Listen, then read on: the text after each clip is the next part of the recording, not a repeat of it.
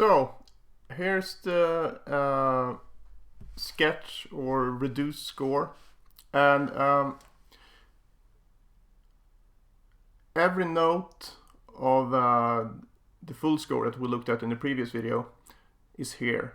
The only thing that's missing is the actual orchestration. So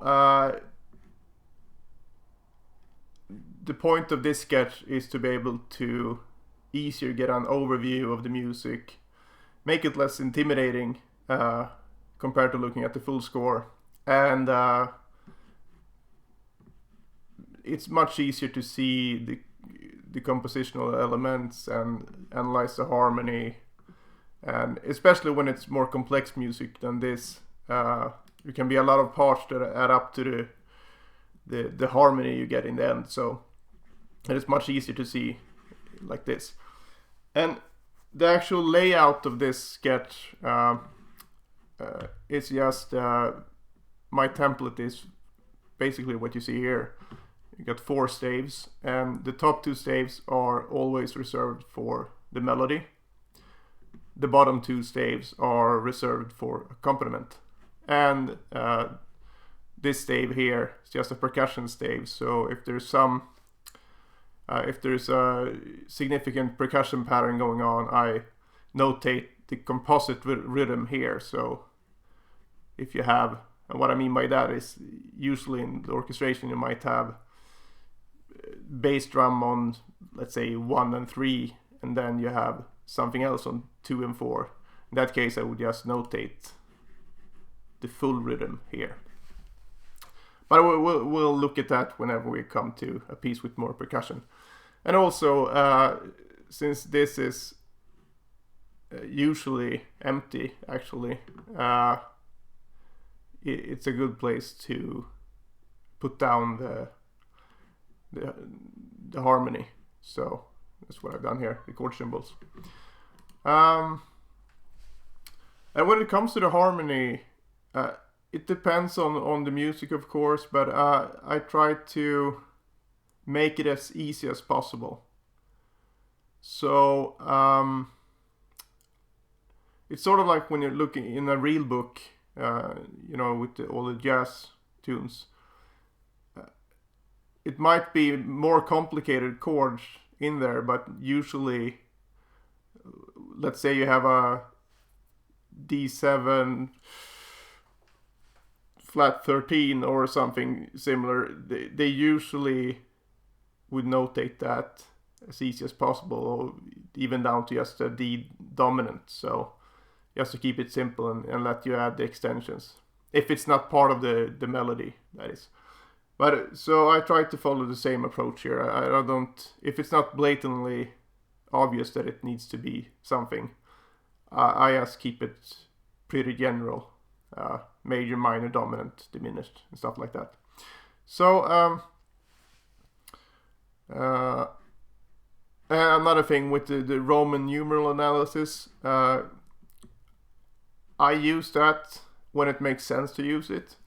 But there's a lot of cases where it gets actually more complicated to use that analysis, like with modal music, or, I mean, just like a simple sidestep thing in more jazz-like music would be a nightmare to explain with Roman numerals.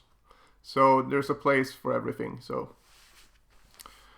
And also, the point of this is to explain the music to myself, basically. So I can get a better understanding of it.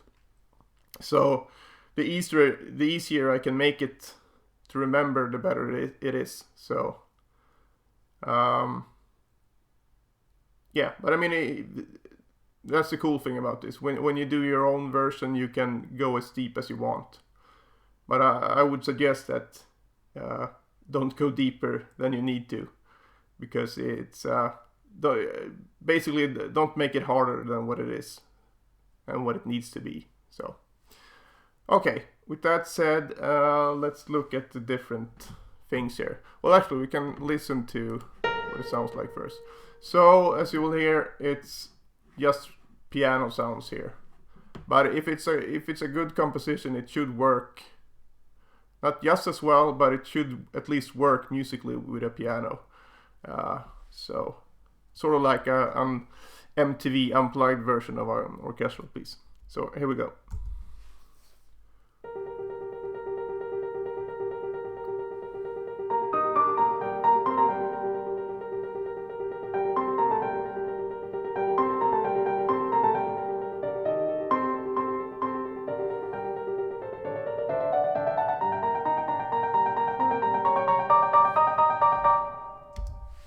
Okay, and as you might have seen here, you got a few different weird terms. Well, fill is not that weird, and we got a sus pad, bridge, bass, primary melody, and sus pad again. Sus pad, sus stands for sustain, so a sustain pad, and you've probably heard the term pad before, but usually a pad would be something like this. So that's a sustain pad, and the idea behind the sustain pad is that it should hold down the harmony. So it's sort of, and it's a background element. It shouldn't really be the focus of. As long as something else is playing over it, it should remain in the background and just fill out the music. So if you remove it, it would sound a bit empty, but it shouldn't necessarily pull any attention to itself. So, and what these things are overall, that I forgot to mention, is that they're called arranging elements, or orchestrational elements, or compositional elements. So basically elements. And I first came across this idea through Dick Grove. He was a great educator in jazz composition and arranging, and he had his own school in California, the Grove Institute of Music, for I think it was like 20 or 25 years. I took his correspondence course, so I didn't get to study with him because he had passed away by that time, but I studied with one of his old students who took over that course. But all the material was from him, and but I've heard a lot of people talk about this in different ways. So I don't think he necessarily invented all these terms. So it's sort of an extension of the idea of if you've heard of like background, middle ground, and foreground. When it comes to analyzing orchestral music, but it's a more detailed version of that, because background can mean a lot of things. Can mean different kinds of pads, and it can be a pedal tone, and it can be a ostinato, and it's a lot of things that. So I think it's. Background, middle ground, and foreground is good for an overview, but I think it's more flexible to have more detailed terms for the different things. And the elements are just names that we basically branded things that come up in not only orchestral music, but basically every kind of music. So, and where a common thing pops up over and over again, like, singing to a strummed guitar, and the strummed guitar could be a could be a sustain pad, and it could be a ostinato, it could be a rhythmic pad, and so it's just a way to organize different musical ideas that keep popping up. And in some cases there will be gray areas where it can be kind of hard to pinpoint exactly, well, is this a sustain pad, or is it a rhythmic pad, or is it a combination? But the point is, you're better off if you have terms for this, because this enables you to easier understand the music that you're listening to and analyzing like this. And eventually, the more music you analyze, you sort of build a library of recipes, so to speak. So a recipe in this case could be that to get this sound, you have the primary melody 2 octaves apart, and you have a sustain pad of some kind in the middle. And just that information alone would enable you to get a pretty similar result to whatever you analyzed. But it's still flexible enough so you can do your own thing with it. So it doesn't have to sound like this at all. But you can at least get the inspiration from it. And you also know that as an idea it will work, because it worked in this piece and that piece or whatever. So I'm a big proponent of using elements and thinking that way. It really helped me a lot to make sense of this pretty complex subject of writing for an orchestra. But let's just go through the piece and explain the different elements. And there's a lot of elements, and I will probably make a video that goes through each of them, or will hopefully encounter each of them in all the other videos that I will do analyzing different pieces. So you'll learn it somehow. But a sustain pad, it's the important thing here, and for it to be a sustain pad, is that you have some instrument or family of instruments that holds down the harmony. And the only rule besides that is that it's supposed to be connected. So you don't want any gaps. So if you look at this, no gaps, and it's holding down the harmony. So that's the condition for the sustain pad. And that, as you might understand from that explanation, it's a pretty broad definition. So the range itself doesn't matter. It can be, the whole orchestra can do a sustain pad from, the lowest double bass up to the piccolo. So, and also you can have movement within the pad. So you can have like, let's see, if you have this, you can.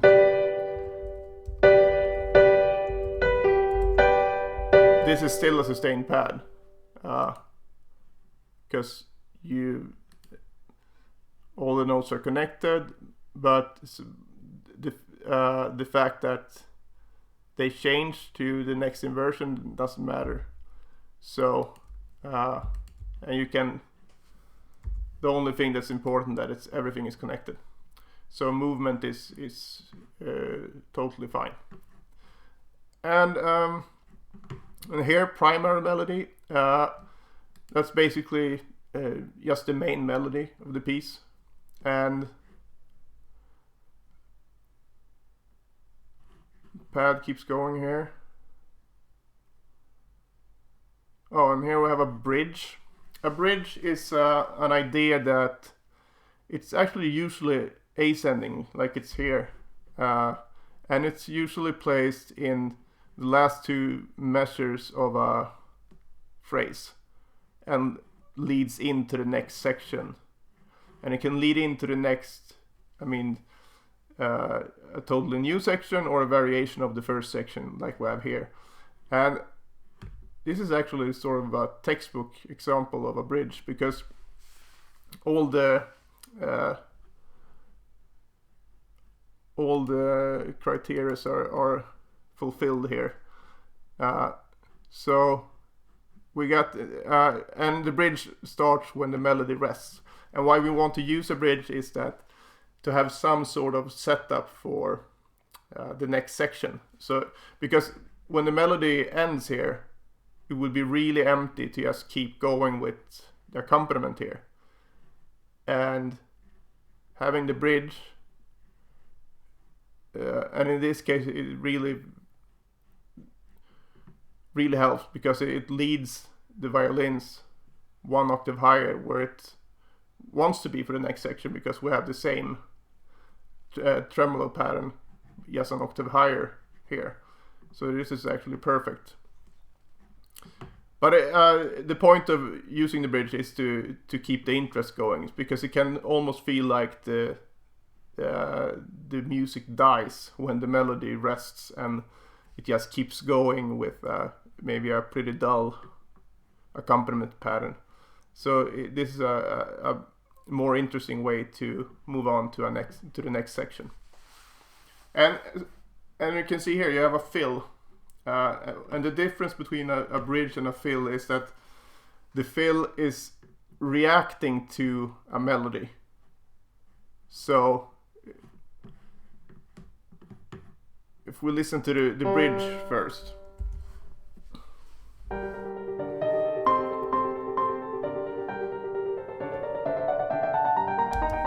Okay, so the melody stops, and this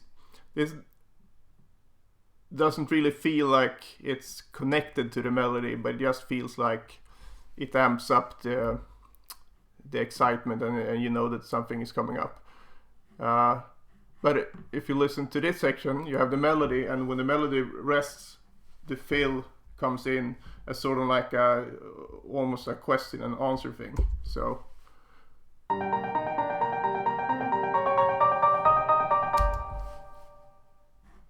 okay, so that's the difference. And also, if we would look at this continually, I mean, now my example stopped here, but if we would continue looking at this piece, you'd see that this section here would keep going. So a fill is more a reaction to melodic phrase, and a bridge is more connecting type element. And also, like I said before, it's usually some sort of ascending melodic idea in the bridge. It can be descending, but usually ascending, because it builds the excitement.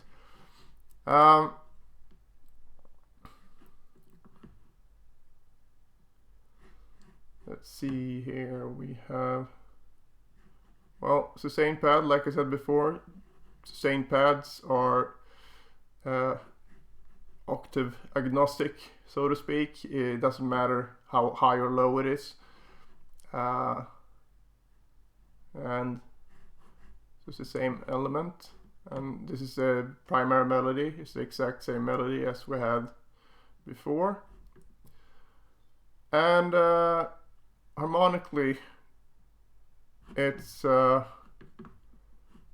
see this as G minor the whole way, even though we get the thing here where it goes to A and G. I still feel this just a variation of the G minor here.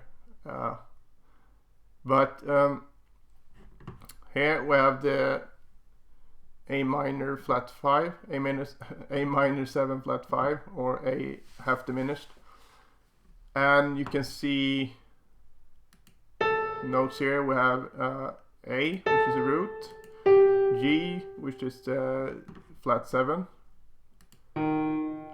E flat, which is the flat 5, and again E flat, flat 5, and we also have the C, which is the minor 3rd. So if you compile those, you get an A minor 7 flat 5.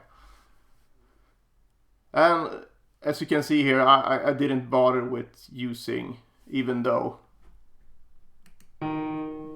E flat here is the lowest note. I didn't bother with notating like A minor 7, flat 5 with E flat in the bass. So it's more a general harmonic awareness.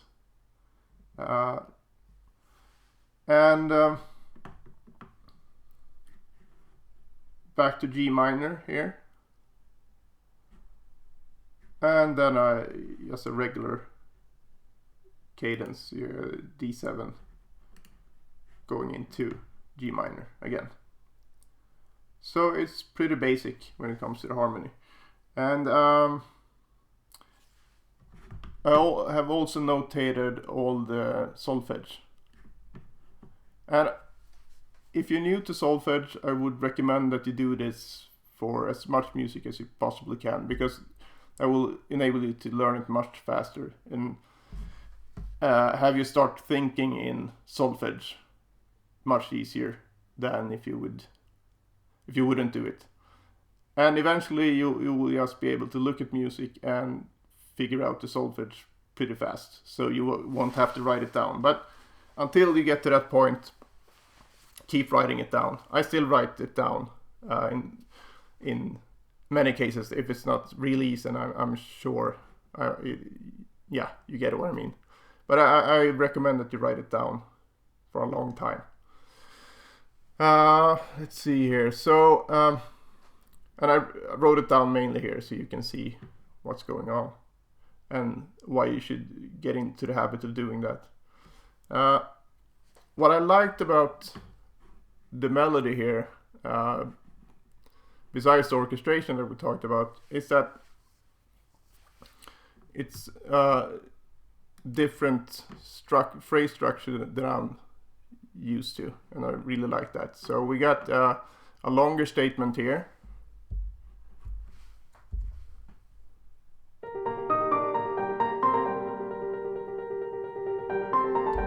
And then we have a shorter motif here. We will have 1, 2, 3, 4, 5. And that's repeated a total of 3 times. We got the first here, then this note holds for 1 bar, then we get back into it again, but this second time it's repeated, or the third time you see it, we don't get that held note. So and the effect you get by doing that is that it sort of feels compressed, and it amps up the excitement of the melody. So it's if you would have repeated this again with the held half note, it wouldn't have nearly the same energy that it gets when it's repeated here again. So this is really a cool way to get a lot of mileage out of just a few notes. And even though it's he repeats these notes 3 times, it doesn't get boring because he plays it differently rhythmically. So that was a cool thing, I feel. And finally, well, we can listen to that so you can see what I mean.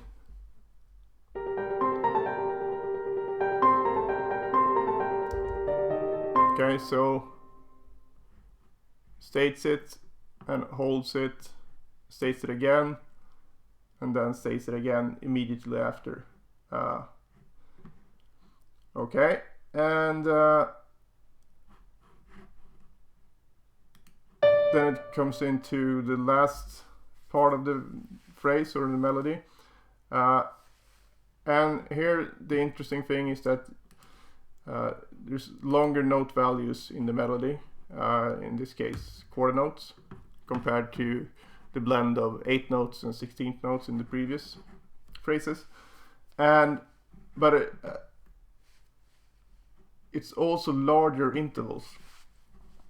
So you see this leap here. That's a pretty big leap. And we don't see that here in the, I mean, all this is just scale.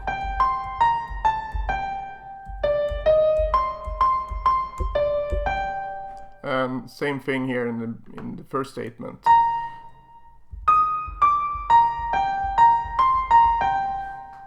So you get a bigger leap than you get.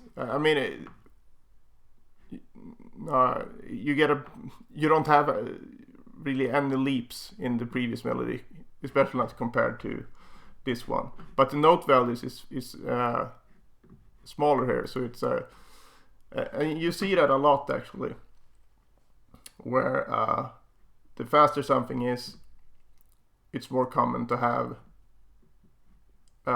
more scale type movement in the melodies, and also vice versa. If it's a really slow melody, you can get away with bigger leaps without it sounding out of place and weird. So I just feel that this melody has a nice blend of different elements, and it was cool to see it combined like this. We can just listen to the melody again.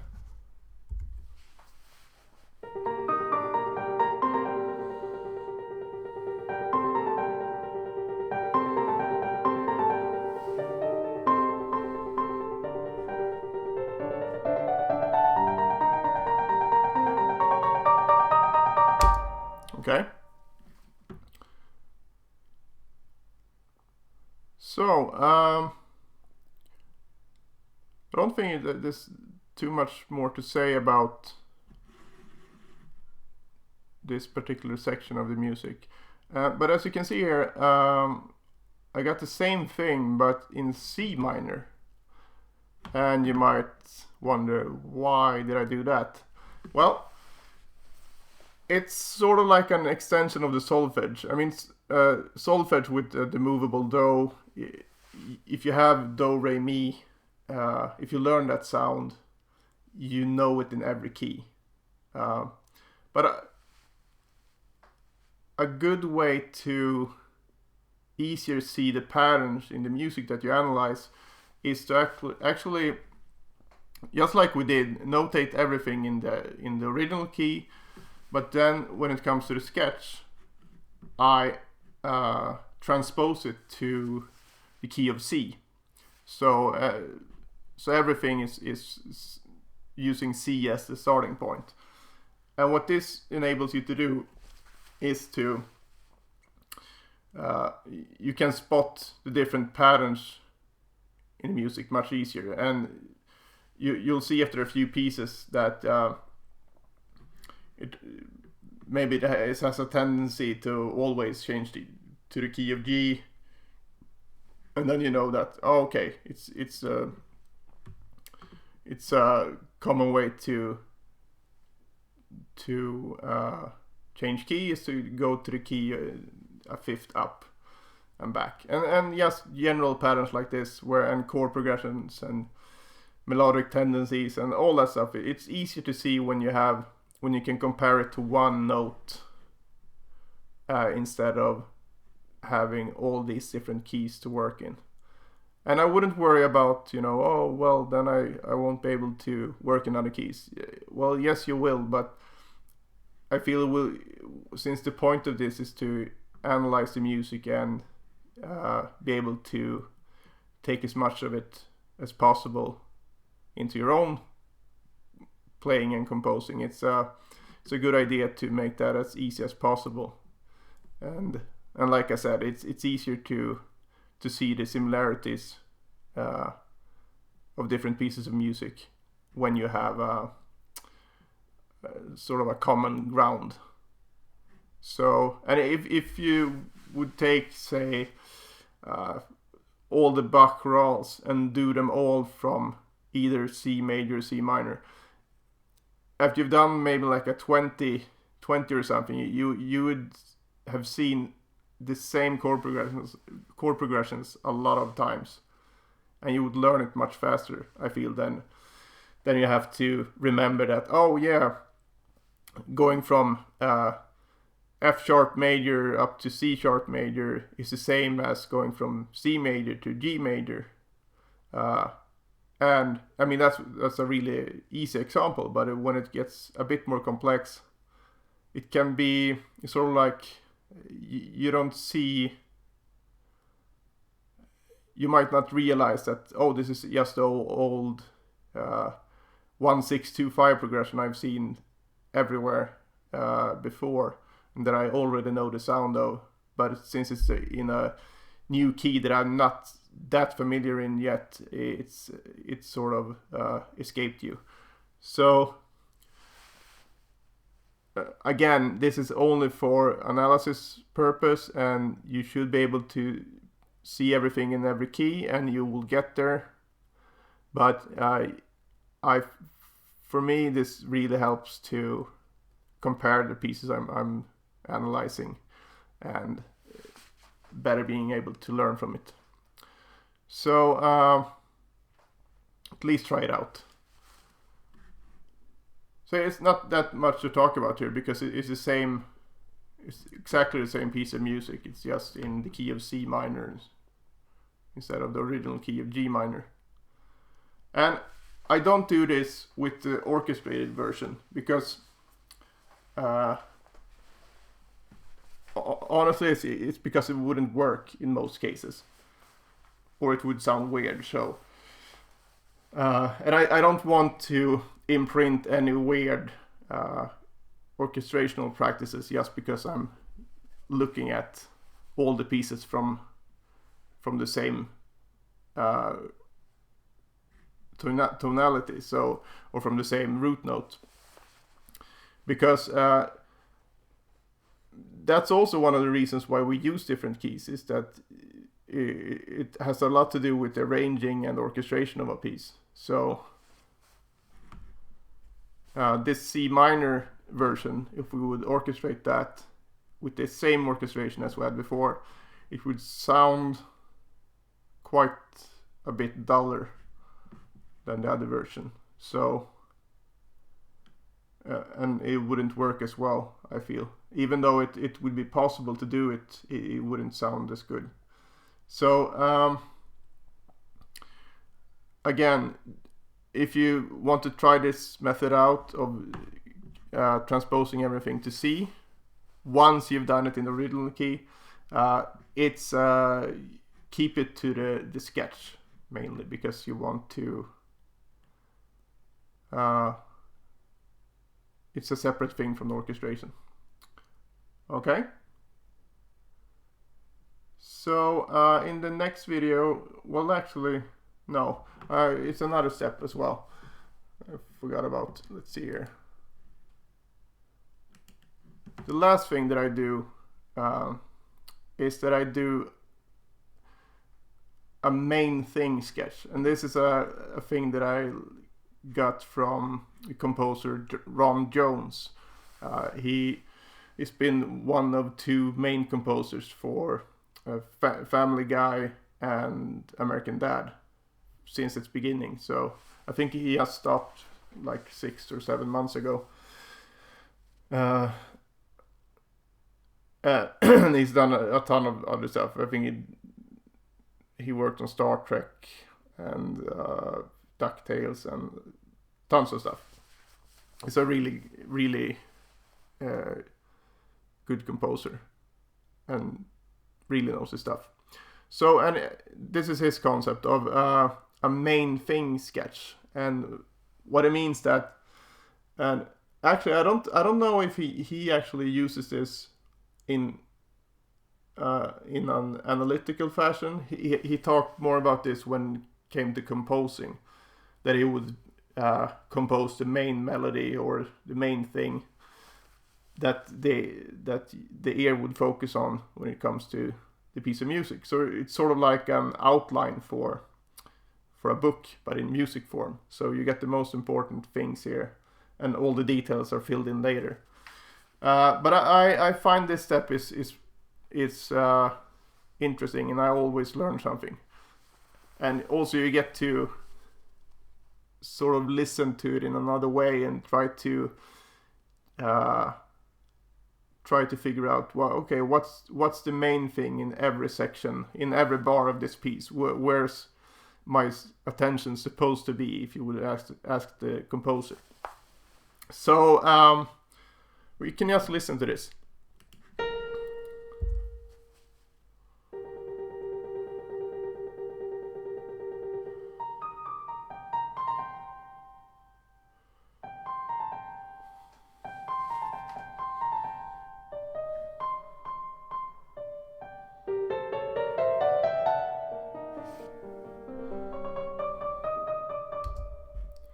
Okay, so start out with the piece starts out with string pattern, so that's the main thing then, because that's the first and only thing we hear. But in this bar, the melody comes in, and as you can see here, I don't have the octave doublings. I usually try to keep it as simple as possible here. So the melody comes in here and keeps going, so we're supposed to listen to the melody, and that keeps going until bar 16, and then we have the bridge, which leads into the melody again, and the melody is down here, and then we have the fill. And I don't know, for some reason I kept the octaves here. Probably could remove them.